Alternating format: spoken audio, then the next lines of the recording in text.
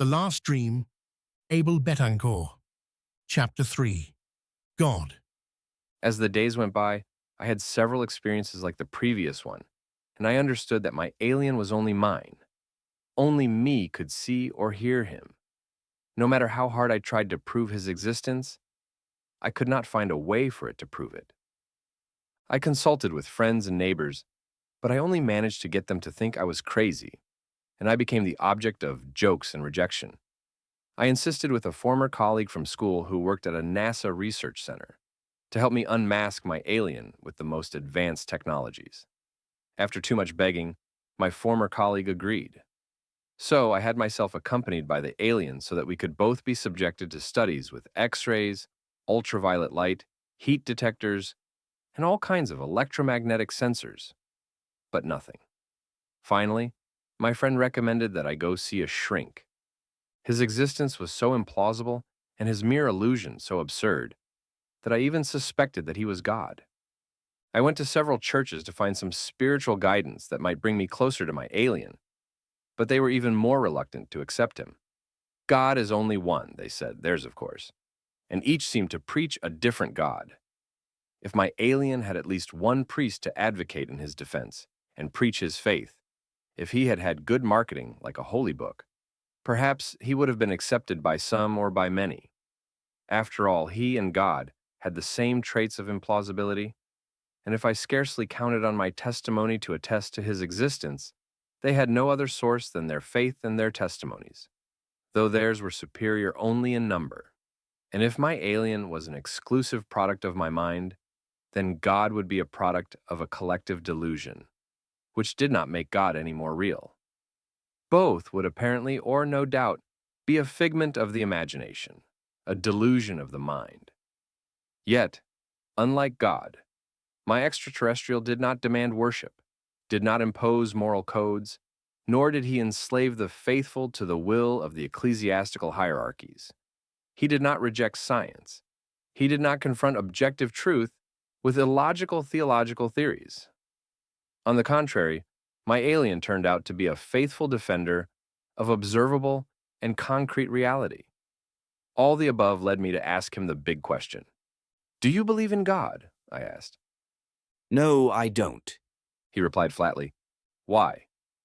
On your planet they don't believe in God? Have you never believed?" A long time ago on my planet they believed in gods. First there were many, and then only one. But over time, God ceased to exist. "What do you mean God ceased to exist? I don't understand." He died. He replied. "Did God die? How did it happen? Did they kill him?" Nobody killed him. He answered. God committed suicide. "Did he commit suicide? How do you know? How can God commit suicide?" Yes, God committed the greatest act of suicide when he chose not to reveal himself to the senses or reason, when he chose faith and the word as the only proof of his existence. No one asked him to make himself invisible, imperceptible, undetectable. It was him who fled from the eyes of science. It was him who did not want to be seen and refused to be accepted by physical evidence and reason. He killed himself. And now he no longer exists. The Last Dream, Abel Betancourt. Chapter 4. The Road to Success. As I had told you before, I used to spend most of my leisure time in front of the TV screen or my cell phone, alternating CNN with Fox and Facebook, and with all that crap they call media. In my dreams, sitting in front of the television, I saw how journalists and politicians shared everyone's opinions. This is so, this is that. From time to time, they would interview someone who ended up repeating the same thing. It seemed like a circus of galloping opinions that did nothing more than ride in a circle under the media tent in front of an audience that could only applaud or boo, but that did not contribute in any way. The public was not consulted, and I felt part of that public. I was tired of applauding or booing. I wanted to say what I thought, express my opinions, but no, I was not part of the cast of actors. Nor were the rest of those who, like me, remained sitting on the benches. I shouted at them from the top of my lungs, "It's not what you say. You're all wrong. We don't want that." But it was a waste of time. The louder I shouted at them, the worse it turned out. They would pull out their megaphones and keep repeating their opinions over and over again. I felt frustrated, dull, subjugated by the opinion of others, without being able to say anything in my defense. The perverse thing about this evil dream was that it seemed so real, and at the same time, so ridiculous. Amid the circus set up by the media, the tyranny of opinion became so oppressive that I found it hard to listen to my own thoughts. Faced with the urgent need to express myself, I ended up spitting my opinions to the television, like a Jew prostrate before the kotel, waiting for my prayers to be heard, Nobody listens to you. said the alien, who had already adopted the bad habit of appearing whenever he felt like it. Listen, I have my opinions and the right to express them. This is a democracy, I told him. And who do you think cares what you think? Do you really think someone listens to you or that anyone cares about you? Who the hell do you think you are? You are nothing. You are just a larva in the middle of a swarm. What are you saying? My opinions count. Your opinions don't count, little insect.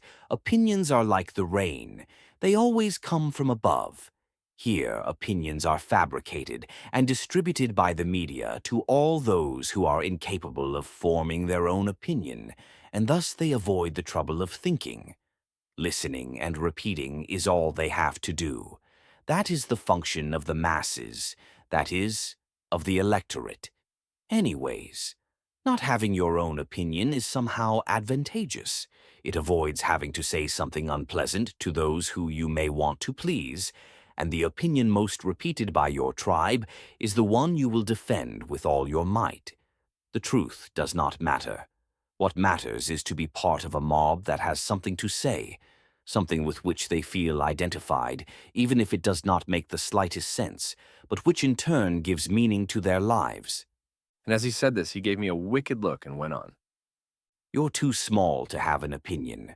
To have an opinion, you must be great, and you have to reach thousands, hundreds of thousands, millions and hundreds of millions of people. Great is the state, great is the church, great is God. And with that macabre smile, he whispered in my ear, Let me be your God, and I will make you great. All you need to do is believe in me, have a little faith, and I will lay the world at your feet. I could feel the touch of his breath on the back of my neck. My spine froze. The entire surface of my skin bristled at lightning speed.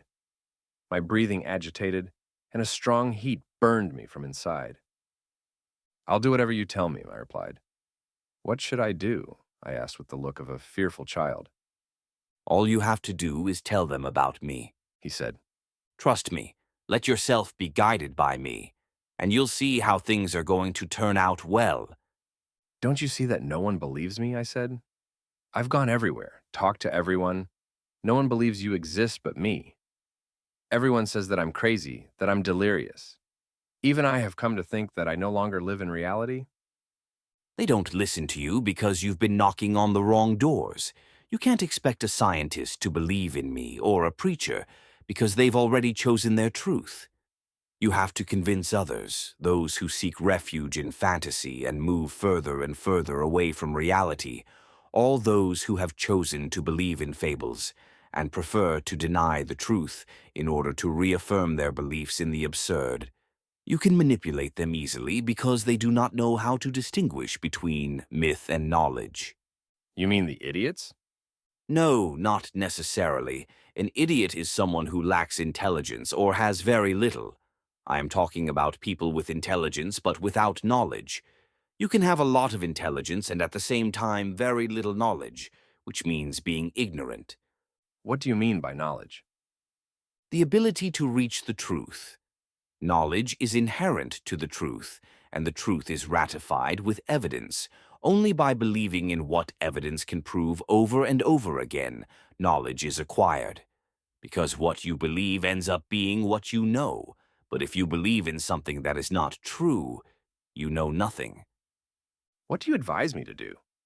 Just tell them about me. Have faith in me and go tell them. They'll fall like flies on honey. I will be your God, you will be my faithful shepherd, and they will be your flock. After reflecting a little, I concluded that perhaps he was right. that it was not my story that was badly told, that the story of the alien was not credible because it was something absurd, but simply because it was me who told it. And who was I? A nobody without pedigree. I understood that people are inclined to believe in those who have achieved fame and fortune, regardless how ridiculous their statements are. So, I had to make a name for myself if I wanted to be heard. I did my research and discovered that the easiest and least expensive way was through social networks, especially on those websites where you can upload your own videos. I just had to open my own channel and create something of interest, nothing intellectually complex. Fortunately, I could add my channel to a trend that was in crescendo, and for which you hardly need a human brain, the fake news. You just have to upload your posts loaded with the most infamous idiocies and let them run through the tangled network of followers, of conspiracy theories. The algorithms take care of doing the rest of the work for you. With very little resources, I started my own channel. I had the help of a couple of neighborhood kids. My coworkers and close friends told me that I was wasting my time, that no one was going to believe my alien comics, and they mocked me as if I were a stupid ignorant. But it turned out that they were all wrong. It wasn't long before my channel went viral. In a matter of a few months, I went from having less than 100 followers to thousands. Other channels with profiles like mine began to share my videos, in which I talked about my alien, his frequent visits, and his stories on his planet. For some followers, it was all a joke, but for true believers, it became something very serious. And little by little, a whole community of support for the channel was created.